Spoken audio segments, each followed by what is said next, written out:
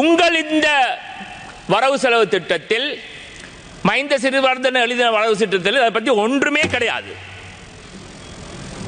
எங்களை பொறுத்தவரையில் இதை நாங்கள் தூக்கி எறிய வேண்டிய ஒரு வரவு செலவு திட்டமாக தான் நிச்சயமாக காணுகிறேன். மன்னிக்க வேண்டும். நாங்கள் அந்த பிரதேசத்தில் வந்திருக்கின்றோம், எங்களை பற்றி ஒன்றுமே இல்லை. யாரோ செல்கிறார், இது என்ன பிரதேச வகையில் பார்க்க வேண்டாம், என்ன மடத்தனமான கதை.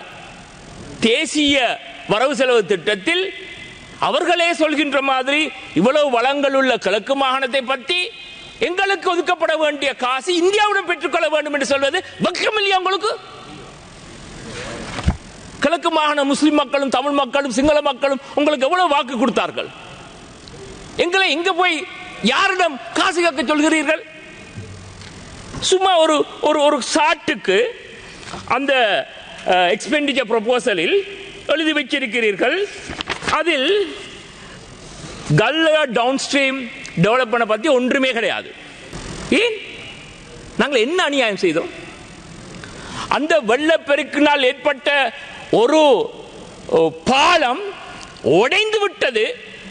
ஏ பாதை ඔය මේ යලගල්ම හේතු කොටගෙන පාලමක් කැඩලා තියෙනවා.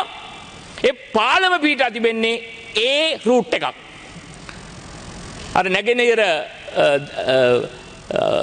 සවුත් ඊස්ටර්න් යුනිවර්සිටි විශ්වවිද්‍යාලය ළඟ තියෙන පාලමක්. අපි හැමදාම එතන යන්නේ ඔලිවිල්. ඒ පාලම මම හිතන්නේ A4 පාරේ තියෙන්නේ. ඒ පාලම දැන් తాවකාලිකව හදලා තියෙනවා. එතන ලොරියක් දෙකක් ගියාම කැඩේ ඕකත්. ඒ පාලම හදන්න මෙතන අයවේ යම් කිසි ප්‍රතිපාදනයක් තියනවද? නැහැ. ඇයි? அந்த பாலத்தை மீள் திருத்தம் செய்வதற்கான எந்த ஒரு ஏற்பாடும் இதில் கிடையாது. ஏன்? எனக்கு புரியவில்லை.